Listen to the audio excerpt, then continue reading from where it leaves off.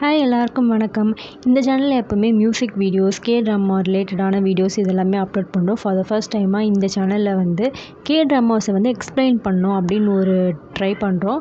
So இந்த ட்ரைக்கு எல்லோரும் வந்து சப்போர்ட் பண்ணுவீங்கன்னு நான் நம்புகிறேன். வீடியோக்குள்ளே போகலாம் வாங்க. எடுத்தோடனே நம்ம ஹீரோயின் தான் காட்டுறாங்க. நம்ம ஹீரோயின் பார்த்திங்கன்னா ஒரு பெரிய கம்பெனியில் சிஇஓவாக இருக்கிறாங்க. அவங்களுக்கு ஒரே வேலை, ஒரே ப்ரெஷர். பட் இருந்தாலும் அவங்க வேலையை வந்து விரும்பிங்கன்னு செஞ்சிட்ருக்காங்க. அப்போ திடீர்னு வந்து ஒரு பர்சன் வந்து வராரு, ஒரு ஃபைலோட வந்து வராரு. வந்த உடனே 2 பேரும் வேலையை முடிச்சதுக்கப்புறமா அந்த பர்சன் வந்து நம்ம ஹீரோயினுக்கு வந்து ப்ரப்போஸ் பண்ணுறாரு. அவங்களும் அந்த ப்ரப்போசலை அக்செப்ட் பண்ணி அவரை கிஸ் பண்ண கிட்ட போகும்போது திடீர்னு வந்து பின்னாடி வந்துடுறாங்க. உன் பேர் என்னன்னு கேட்குறாங்க.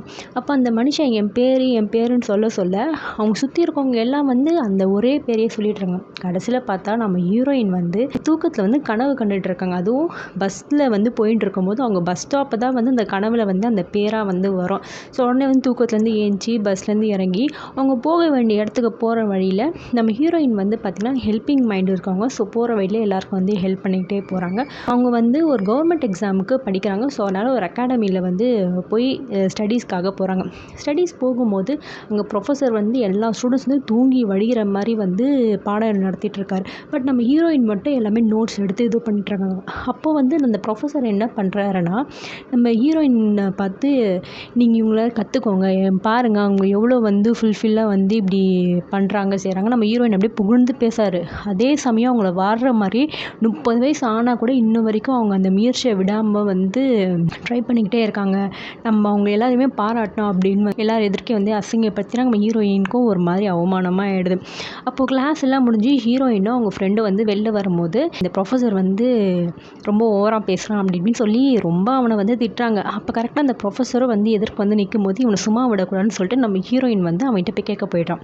என்னென்னா நீங்கள் இந்த மாதிரி ஏன் பேசுகிறீங்க, என் ஸ்டூடெண்ட்ஸ் எதிர்க்க கலாய்க்கிறீங்க அப்படின்னு சொல்லி வந்து கேட்கும்போது அந்த ப்ரொஃபஸர் வந்து என்ன சொல்கிறாருன்னா, நான் உன்னை கலாய்ச்சதுனால தான் மற்ற பசங்களை வந்து ரொம்ப ஆக்டிவானாங்க, சிரிச்சாங்க, அதுக்கப்புறம் தான் கிளாஸை வந்து அவங்க கவனிச்சாங்க. ஸோ நீ ஏமா அது தப்பாக எடுத்துக்கிற அப்படின்னு சொல்லிட்டு அவங்கள சமாதானப்படுத்துறதுக்காக ஒரு 2 கான்செப்ட் டிக்கெட்டை வந்து அவங்கக்கிட்ட கொடுக்குறாங்க. நமக்கு அந்த ஹீரோயின் பார்த்தாலே பேனு ஓகேன்னு சொல்லி நீங்கள் எவ்வளோ வேணா திட்டுங்க, என்ன வேணா திட்டுங்கன்னு சொல்லிட்டு நம்ம ஹீரோயின் வந்து நம்ம ப்ரொஃபஸர்கிட்ட சொல்கிறாங்க. இது கேட்குற ஹீரோயின் ஃப்ரெண்டு வந்து பார்த்திங்கன்னா ஒரு மாதிரி முகம் ஆகிடுது. அதுக்கப்புறமா ஹீரோயினோட ஃப்ரெண்டும் வந்து ஒரு சூப்பர் மார்க்கெட்டில் இருக்காங்க. ஆக்சுவலாக பார்த்தா அங்கே ஹீரோயின் வந்து ஒர்க் பண்ணுறாங்க பார்ட் டைமாக. ஸோ ஹீரோயினோட ஃப்ரெண்டு வந்து இவங்ககிட்ட என்ன கேட்குறாங்கன்னா, அந்த ப்ரொஃபஸர் இந்த அளவுக்கு பேசுகிற அளவுக்கு நீ ஏன் விடுற, நீ தான் வந்து நல்லா படிப்ப செய்வ, ஏன் இன்டர்வியூவில் மட்டும் கோட்டை விடுற அப்படின்னு சொல்லி ஹீரோயினோட ஃப்ரெண்டு வந்து அவங்கக்கிட்ட கேட்குறாங்க. அப்போ ஹீரோயின் என்ன சொல்கிறாங்கன்னா, அது ஏன்னு எனக்கும் தெரியல, அதுக்கு மட்டும் இல்லை எனக்கு இவ்வளோ வயசாகி எங்கள் வீட்டில் நான் தண்டமாக இருக்கேன், நீ அந்த மாதிரி இருந்துடாத, நீ நல்லா படின்னு சொல்லிட்டு அவங்களுக்கு வந்து தெம்பு கொடுக்குறாங்க. தெம்பு கொடுத்ததுக்கப்புறமா அவங்க வேலையெல்லாம் முடிச்சுட்டு வீட்டுக்கு போகிறாங்க. பஸ்ஸில் போகும்போது கூட யோசிச்சுட்டே போகிறாங்க, நம்ம வாழ்க்கை எப்படியே போயிடுமா அப்படின்ற மாதிரி யோசிச்சுக்கிட்டே வந்து வீட்டுக்கும் போய் ரீச் ஆகிடுறாங்க. வீட்டுக்கு ரீச் ஆனதுக்கப்புறமா அவங்களோட அம்மா தங்கச்சியும் இருக்காங்க. அப்போது அவங்க தங்கச்சிக்கு வந்து கூடிய சீக்கிரத்தில் வந்து கல்யாணம் ஆக போகுது. ஸோ அதுக்கான அரேஞ்ச்மெண்ட்ஸ் ஒரு பக்கம் போயிட்டுருக்கு. ஹீரோயினும் வந்து அந்த கல்யாணத்தை அட்டன் பண்ணுறதுக்கு ரெடியாக இருக்காங்க. பட் ஹீரோயினோட தங்கச்சி வந்து என்ன பண்ணுறாங்கன்னா, நீ கல்யாணத்துக்கு வராத, நீ வந்து எங்கேயாவது டூருக்கு போயிடு, அதுக்கு டிக்கெட் எல்லாம் கொடுத்துட்றாங்க. இதுக்கு ஹீரோனோட அம்மாவுக்கு செமக்கும் வருது. அவங்க அக்காடி அப்படின்னு சொல்லி பண்ணுறாங்க. இந்த மாதிரி அவங்களுக்கு சப்போர்ட்டாக பேசுகிறாங்க. பட் ஹீரோனோட தங்கச்சி இங்கே என்ன ஸ்டாண்ட் எடுக்கிறாங்க அப்படின்னா, இந்த மாதிரி ஹீரோயினுக்கு சரியான வேலையும் இல்லை, சரியான படிப்பும் இல்லை, எக்ஸாம் எதுன்னு இத்தனை நாள் வந்து அவங்க எல்லாரையும் ஏமாற்றிட்டு இருக்காங்க. எங்கள் வீட்டு ஆளுங்களுக்கு தெரிஞ்சா, அதாவது அவங்க கல்யாணம் பண்ணிக்க போகிறவங்க வீட்டு ஆளுங்களுக்கு தெரிஞ்சு இவங்க கல்யாணத்துக்கு பிரச்சனையாகும். அதனால் நீ என் கல்யாணத்துக்கு வராது. அது மட்டும் இல்லை, நீ எங்கேயாவது ஊருக்கு போயிட்ட, வேலை விஷயமா ஊருக்கு போயிட்ட, உன்னால் வர முடியலன்னு சொல்லி நான் ஏதாவது சொல்லி சமாளிச்சுவேன், நீ வந்து இந்த கல்யாணத்துக்கு வராத அப்படின்னு சொல்லிட்டு சொல்கிறாங்க.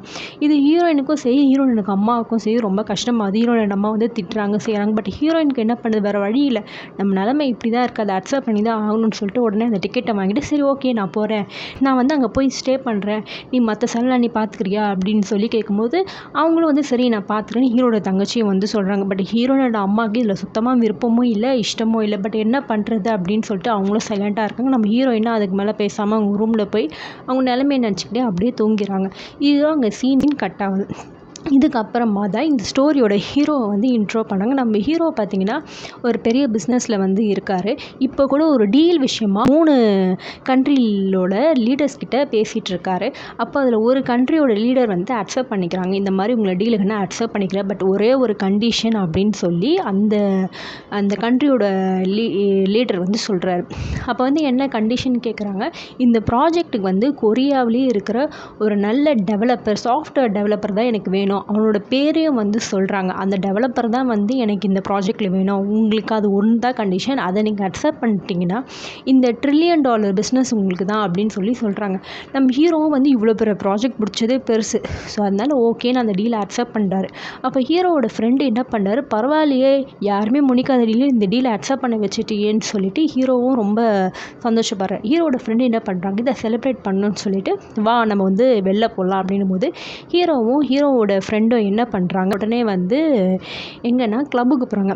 கிளப்புக்கு போனால் நம்ம ஹீரோ பாட்டுன்னு அவர் பாட்டு ட்ரிங்க்ஸ் பண்ணிகிட்டு இருக்காரு. பட் ஹீரோவோட ஃப்ரெண்டு இருக்காரு, அவர் ஒரு பொண்ணுங்கிட்ட போய் நீங்கள் வேணால் எங்களோட டான்ஸ் ஆடுறீங்களா அப்படின்னு சொல்லி ரொம்ப வந்து கேட்குறாரு. சரி, பட் எந்த பொண்ணுங்களும் அக்செப்ட் பண்ணல. கடைசியாக என்ன பண்ணுறாரு, நம்ம ஹீரோவே வந்து உள்ளே இழுக்கிறாரு. என்னன்னா, என் ஃப்ரெண்டு அவன் அங்கே இருக்கான், நம்ம வேணால் எல்லோரும் வந்து ஒன்றா பேசலாமா அப்படின்னு சொல்லி ட்ரிங்க்ஸ் பண்ணலாமா அப்படின்னு சொல்லி கேட்குறாரு. அப்போ அந்த பொண்ணுங்க என்ன பண்ணுது, ஹீரோவை பார்த்துட்டு அவரோட அழகில் மயங்கி சரி ஓகேன்னு சொல்லுது. பட் ஹீரோ வந்து அங்கே இருக்கிற சிச்சுவேஷனை பார்த்துட்டு அவன் பாட்டுன்னு ஒதுங்கிறான். இதை வந்து ஹீரோட ஃப்ரெண்டும் நோட் பண்ணிட்டு வந்து ஹீரோ கிட்ட வந்து கேட்குறான், ஏன்னா இந்த மாதிரி பண்ணுற, உனக்கு பொண்ணுங்கனாலே பிடிக்காதா, லவ்னாலே பிடிக்கல, உனக்கு அந்த மாதிரி எக்ஸ்பீரியன்ஸே ஆனது இல்லையா அப்படி இப்படின்னு சொல்லி கேட்குறான். அதுக்கு ஹீரோ வந்து என்ன சொல்கிறான்னா, இந்த மாதிரியான முட்டாள்தனமான விஷயத்தில் எனக்கு நம்பிக்கை கிடையாது, நீ வேணால் அப்படி இருந்துட்டு போ அப்படின்னாரு.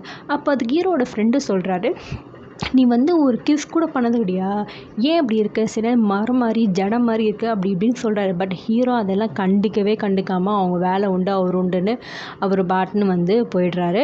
சீன் வந்து கட் ஆகுது. மறுபடியும் நம்ம ஹீரோவை தான் வந்து காட்டுறாங்க. ஹீரோக்கு வந்து ஒரு டீல் கிடச்சிருக்கலாம். அந்த டீலில் வந்து ஒரு டெவலப்பர் வந்தால் எனக்கு இந்த டீலுக்கு வேணும், சாரி இந்த ப்ராஜெக்ட்டுக்கு வேணும் அப்படின்னு சொல்லிட்டு பர்சன் வந்து சொல்லியிருப்பாங்க. ஸோ அதுக்காக வந்து அந்த டெவலப்பரோட டீட்டெயில்ஸ் எல்லாமே நம்ம ஹீரோ தேடிட்டு இருக்காரு. அப்போ அவர் தேடி வந்து ஒரு பொண்ணு வராங்க. இவங்களும் வந்து இவங்கள மாதிரி நம்ம ஹீரோ மாதிரி ஒரு பெரிய பணக்கார குடும்பத்தை சேர்ந்தவங்க தான். ஆஸ் யூஷுவல் 2 பணக்கார குடும்பம் சேர்ந்து என்ன பண்ணுவாங்க, இவங்க 2 பேருக்கு கல்யாணம் பண்ணி வைக்கலான்னு முடிவு பண்ணுவாங்க. ஸோ அதே மாதிரி தான் அந்த பொண்ணும் வந்து சொல்கிறாங்க. பட் ஹீரோவுக்கு இந்த கல்யாணம், லவ் இதில் சுத்தமாக இன்ட்ரெஸ்ட்டே கிடையாது. ஸோ அதனால் இன்ட்ரெஸ்ட் இல்லை, நீயே போய் சொல்லிவிடு அப்படி இப்படின்றாங்க. பட் என்ன தான் இருந்தாலும் இவர் அவரோட பிடியில் விடாமல் இருக்கிறாரு. இதுக்கப்புறம் இங்கே சீன் கட்டாக அப்படி நம்ம ஹீரோயின் வந்து காட்டுறாங்க. ஹீரோயின் வீட்டு மேலே ஒரு ஃப்ரெண்டு இருப்பாங்க. ஸோ இவங்க வந்து என்ன பண்ணுறாங்க, தனக்கு நடந்த விஷயத்தை, அதாவது தன்னோட சிஸ்டர் இந்த மாதிரி பிஹேவ் பண்ணுற விஷயத்தெல்லாம் வந்து சொல்கிறாங்க. இந்த மாதிரி இந்த ஜேஜுக்கெலாம் போக சொல்கிறா, அங்கே எப்படி இருக்கும் ஏதா இருக்கும் இதெல்லாம் எனக்கு எதுவுமே தெரியாது அப்படின்னு சொல்லிட்டு நம்ம செகண்ட் லீட் கிட்ட வந்து புலம்பிகிட்டே இருக்காங்க. அப்போ ஒரு சின்ன பையன் அந்த ரூம்லேருந்து வெளில வரான். பார்த்தா அது நம்ம செகண்ட் லீடோட குழந்தை. எஸ், நம்ம செகண்ட் லீடுக்கு மேரிட் ஆகிடுச்சு, பட் அவர் வந்து டிவோர்ஸ்ட் ஆகிட்டார். ஸோ அந்த குழந்தைய கூட அவங்க நம்ம ஹீரோயின் வந்து விளையாடிட்டு ஒரே வந்து ஜாலியாக இருக்காங்க. இந்த மாதிரி அவங்க தங்கச்சி பண்ணதையும் வச்சு யோசிச்சுட்டு இருக்காங்க. இந்த மாதிரி என் தங்கச்சி பண்ணது எனக்கு பிடிக்கல, பட் எனக்கு வேறு ஆப்ஷனும் கிடையாது அப்படின்னு சொல்லி செகண்ட் லீடு கிட்ட வந்து புலம்பிக்கிட்டே இருக்கிறாங்க. நம்ம செகண்ட் லீடும் வந்து என்ன சொல்கிறாருன்னா, சரி ஓகே இதெல்லாம் பார்த்துக்கலாம் அப்படின்னு சொல்லி நம்ம ஹீரோயினை வந்து சமாதானப்படுத்துறாரு. அடுத்த சீனே வந்து பார்த்திங்கன்னா, நம்ம ஹீரோயின் வந்து இந்த ஜேஜு ஐலாண்டு கிளம்புறதுக்காக ஏர்போர்ட்டுக்கு வராங்க. அப்போ அவங்க ஏர்போர்ட்டில் வந்து நின்றுட்டு இருக்கும்போது பின்னாடி ஒரு ஸ்க்ரீனில் வந்து ஒரு ஷோ பண்ணிகிட்ருக்காங்க. என்னென்னா வந்து இந்த டெவலப்பர்னு ஒருத்தர் சொல்லியிருப்பேன், அந்த டெவலப்பர் வேறு யாரும் கிடையாது. ஹீரோவுக்கு வந்து அவர் வந்து டெவலப்பர், பட் நம்ம ஹீரோயினுக்கு வந்து அவரோட எக்ஸ்-லவர். எஸ், அப்போது இவங்களுக்கு ஒரு மட்டமான ஒரு ஃப்ளாஷ்பேக் இருக்கும், அதை அப்படியே காட்டுவாங்க. ஹீரோயினும் அந்த டெவலப்பர் வந்து லவ் பண்ணிகிட்டு இருப்பாங்க. பட் டெவலப்பர் வந்து ரொம்ப பெரிய ஆளாக அதனால நம்ம ஹீரோயின் வந்து கொஞ்சம் கூட மதிக்காமல், நீ இன்னும் உருப்பிடாமலே இருக்க அப்படி இப்படின்னு சொல்லி நம்ம ஹீரோயினை பயங்கரமாக வந்து கலாய்ப்பார். நீ இன்னும் அப்படியே இருக்க அப்படி இப்படின்னு சொல்லி ஓவராக வந்து பேசுவார். நம்ம ஹீரோயினும் வந்து அவங்களோட லவ் ஆனிவர்சரி செலிப்ரேட் பண்ணுறதுக்காக ஜேஜு ஐலாண்டுக்கு போயான்னு டிக்கெட்லாம் வாங்கி ரெடியாக அவர்கிட்ட வைக்கும்போது தான் எக்ஸ் டெவலப்பர் வந்து என்ன பண்ணுறாரு, நம்ம ஹீரோயினை பிரேக்கப் பண்ணிடுறாங்க. இதெல்லாம் யோசிச்சு பார்த்த ப்ரெசென்ட்டில் இருக்க ஹீரோயின் என்ன பண்ணுறாங்கன்னா, சரி நம்மளுக்கு ஒரு வழி நம்ம நதம் அப்படி இருக்குன்னு சொல்லிட்டு ஜேஜு ஐலாண்டுக்கு கிளம்புறாங்க. பட் அதே சமயம் தான் அதே இடத்துல நம்ம ஹீரோவும் வந்து இருக்கார். ஏன் ஹீரோ அங்கே இருக்காருன்னா, இந்த டெவலப்பரை எப்படியாவது நம்ம கன்வின்ஸ் பண்ணாதான் இந்த ப்ராஜெக்ட் நம்ம எடுத்துகிட்டு வர முடியும், அப்போ தான் நம்மளுக்கும் நிறைய $1 ட்ரில்லியன் டீல் கிடைக்கும் அப்படின்னு சொல்லிட்டு அவரை வந்து எப்படி இம்ப்ரெஸ் பண்ணணும்னு சொல்லிட்டு ஜேஜு ஐலாண்டுக்கு கிளம்புறாங்க. ஹீரோ வந்து போகிற வழியிலே வந்து நம்ம ஹீரோவோட ஃப்ரெண்டுக்கிட்ட வந்து எக்ஸ் டெவலப்பரை பற்றின டீட்டெயில்ஸை வந்து கலெக்ட் பண்ணிகிட்ருக்காரு. அவன் எப்படிப்பட்டவன், என்ன ஏது, அவனோட வரலாறு எல்லாத்தையும் நோண்டிகிட்டு இருக்காங்க.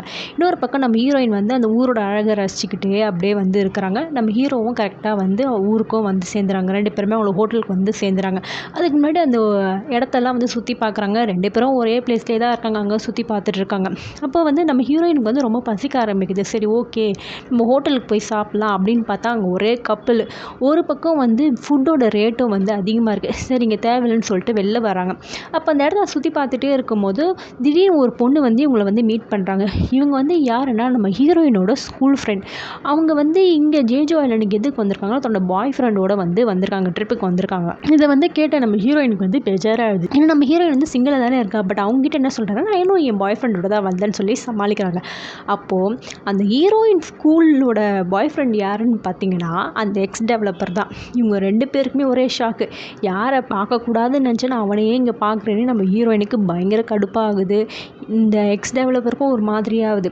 அப்போ வந்து நம்ம ஹீரோயினோட ஸ்கூல் ஃப்ரெண்ட் என்ன பண்ணுறாங்க, நீ வாயை நம்ம எல்லோரும் ஒன்றா சாப்பிட போகலாம் அப்படின்னு சொல்லி கூப்பிட்றாங்க. பட் ஹீரோயின் வந்து அதை அவாய்ட் பண்ணுறாங்க. என்னன்னு சொல்லினா என்னோடய பாய் ஃப்ரெண்ட் கால் பண்ணுறாருன்னு சொல்லிட்டு அவாய்ட் பண்ணிட்டு எப்படியோ வந்துடுறாங்க.